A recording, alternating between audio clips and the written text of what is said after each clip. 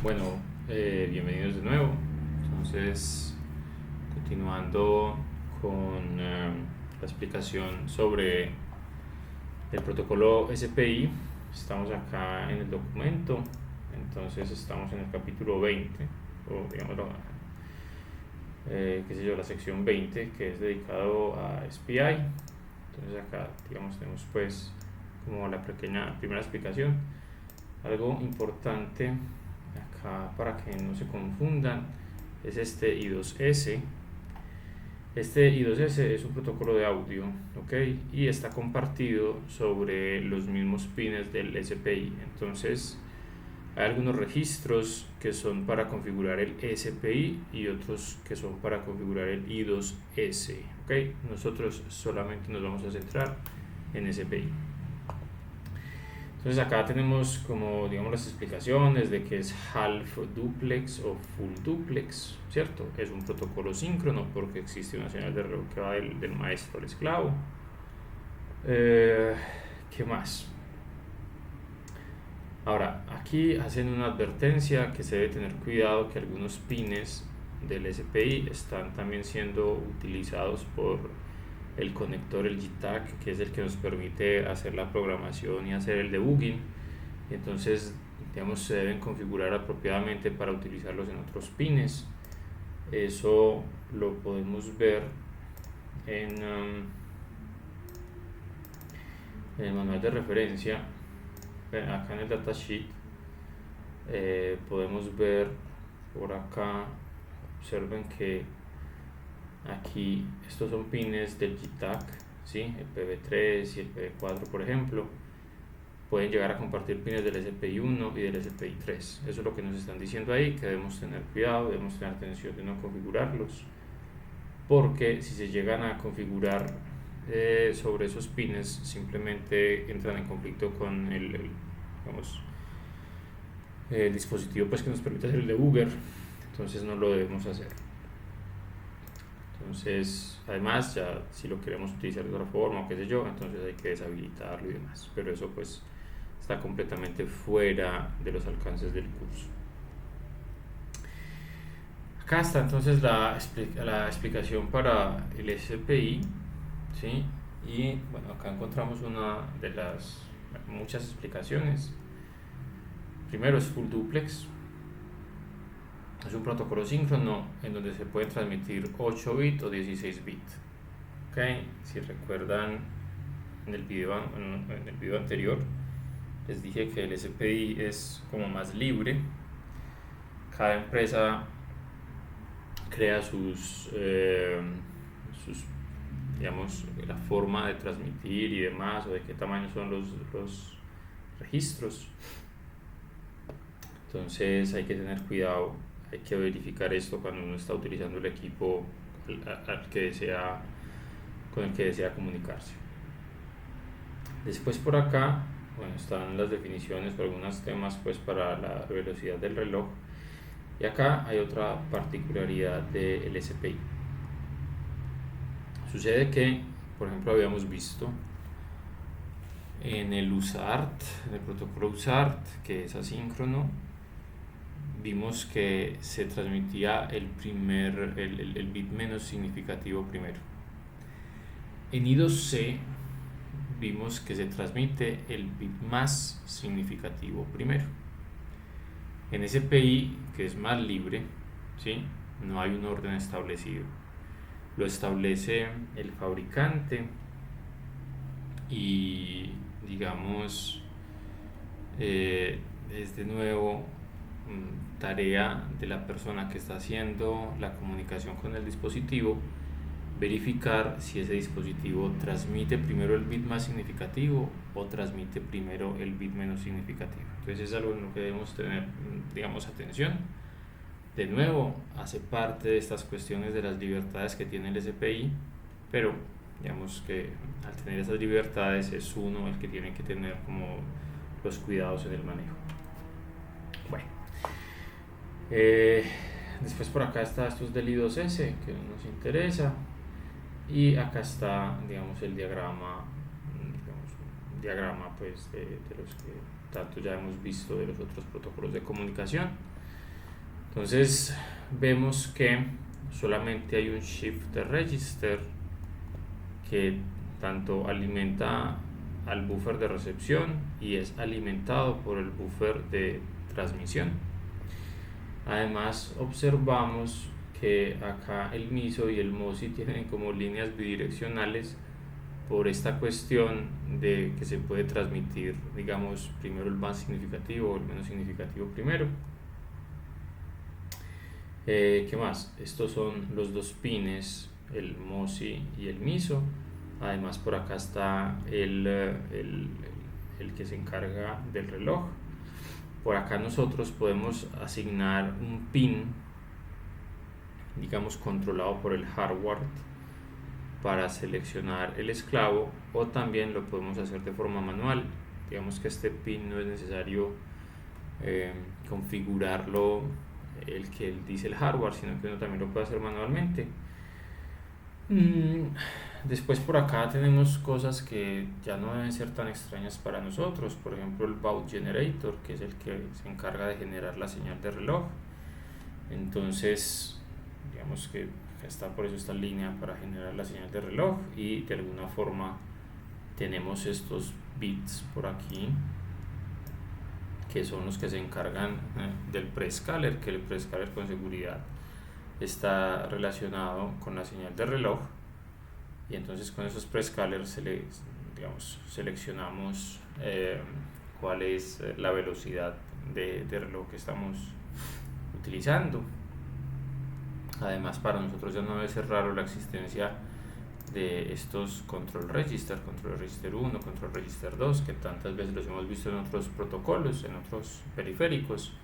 Además tenemos al status register, que también ya es muy común para nosotros. Y bueno, básicamente entonces tenemos algunas interrupciones que se pueden lanzar, algunos estados que se pueden tener, y digamos todos los elementos de control para generar la velocidad y para, digamos, seleccionar algunas otras cosas, cuál es el tamaño de los datos, 8 o 16 bits. Por ejemplo, por acá están las polaridades, ¿sí? El CPOL y el CPhase, en fin. Entonces esto ya lo vamos a mirar en un poco más de detalle, y recordar obviamente que los pines que debemos configurar deben estar configurados primero por el GPIO. Entonces debemos seleccionar una función alternativa. Entonces nuestras funciones alternativas, recordemos que están acá en esta tabla, y debemos mirar que, digamos, ESPI podemos utilizar, qué pin debemos configurar para que funcione adecuadamente. Entonces tenemos muchos pines posibles que podemos utilizar. Tenemos por acá el SPI 1, tenemos el SPI 2, 3, 4, 5. También recordar que dependiendo del SPI que deseemos utilizar, entonces debemos verificar en qué bus está conectado, y si hay algunas cosas que debemos tener en cuenta para digamos, la velocidad del bus, ¿sí? Bueno, entonces nada, vamos a mirar los registros, ¿sí? Realmente este es un protocolo relativamente simple. Vamos a mirar, estas son las gráficas, digamos que ya debemos tener cierta capacidad para entenderlas. Esta es la señal de reloj,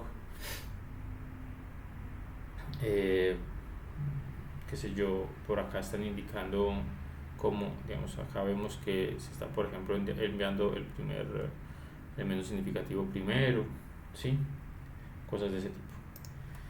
Entonces vamos a mirar por acá los registros, que son los que nos interesan, ¿sí?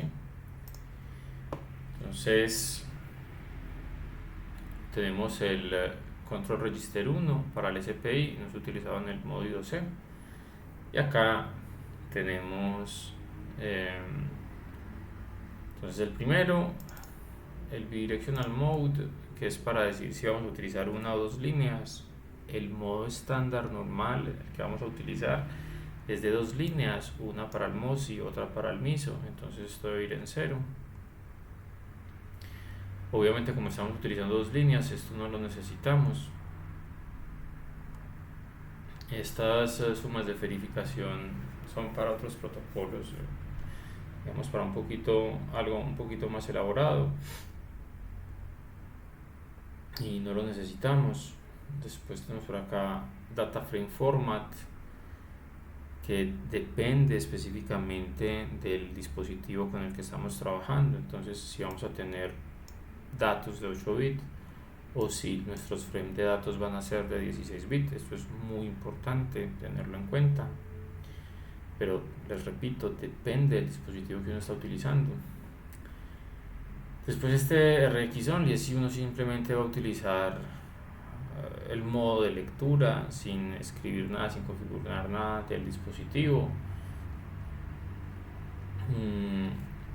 Este software Slave Manager es para uno indicarle al equipo si desea o no desea manejar manualmente el pin que selecciona al esclavo. Entonces, si esto está en 0, significa que es el hardware el que se encarga de manejar el pin. Si esto está en 1, significa que es el programa de 1, o sea, nuestro programa, el que se encarga de seleccionar y deseleccionar el esclavo. Después acá es el activador, que obviamente trabaja de la mano con este, para que sea el hardware el que se encargue de utilizar automáticamente el seleccionador del esclavo. Después tenemos acá el bit que nos indica el orden en el que se transmiten los datos, si deseamos que sea el primero, el más significativo primero, o el menos significativo primero. De nuevo, esto es, digamos, va de la mano con las características de el dispositivo que nosotros deseamos configurar. Entonces, es allá en la hoja de datos del documento en donde uno debe verificar esto. Después está el activador del SPI para simplemente encender el periférico. El baud rate control, que son los bits para configurar el prescaler que nos dividen la señal de reloj principal, ¿sí? Esto es frequency de reloj principal, main control, main clock. Entonces acá estaría main clock dividido 2, 4, 8, 16 hasta 256, suficientes para, digamos, alcanzar un gran rango de diferentes velocidades. Si pensamos por ejemplo en esto y pensamos que estamos a 10 MHz, aquí en este ya iríamos a una velocidad de 8 MHz en comunicación. Entonces en este, por ejemplo, con nuestro reloj a 16 MHz estaríamos a 1 MHz de señal de reloj. Este bit es para seleccionar si nuestro dispositivo va a funcionar como maestro o como esclavo. En nuestro caso vamos a trabajar como maestro. Y acá están los selectores de la polaridad, que de nuevo dependen específicamente del dispositivo con el que nos vamos a comunicar. Entonces en la hoja de datos de especificaciones del dispositivo nos dicen: este dispositivo trabaja en modo 00 o trabaja en modo 11. Entonces acá debemos configurar adecuadamente eso. Después tenemos el control register 2, que básicamente define las interrupciones. Entonces tenemos la interrupción por transmisión, la interrupción por recepción, interrupción si existe algún error. Después por acá tenemos una interrupción para TX y RX de la DMA, que, digamos, este dispositivo, como es tan veloz, trabajar con la DMA de pronto en algunas soluciones con SPI puede llegar a ser interesante, pero la DMA se sale completamente de los alcances del curso. Entonces esto, digamos, no lo vamos a tener activado. Después está el status register, que básicamente nos entrega los las banderas de estado de las posibles de los posibles como casos que se pueden dar. Entonces, si la línea está ocupada, si hay un overrun, o sea, una sobreescritura, una interrupción por transmisión, una interrupción por recepción,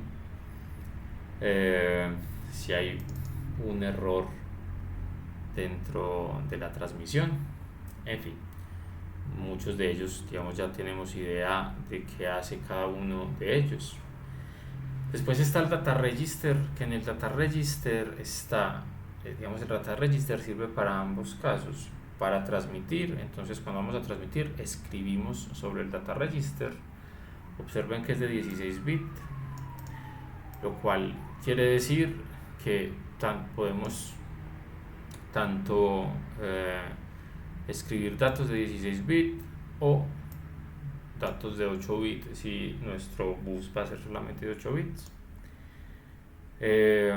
Y en él también se almacena la información cuando leemos. Entonces es, digamos, si deseamos transmitir, escribimos en él. Si deseamos recibir, también leemos sobre él. Después esta, digamos, suma de verificación es para soluciones muy específicas que no lo estamos utilizando. Y ahí ya estamos. No tenemos que configurar ninguno de los otros registros.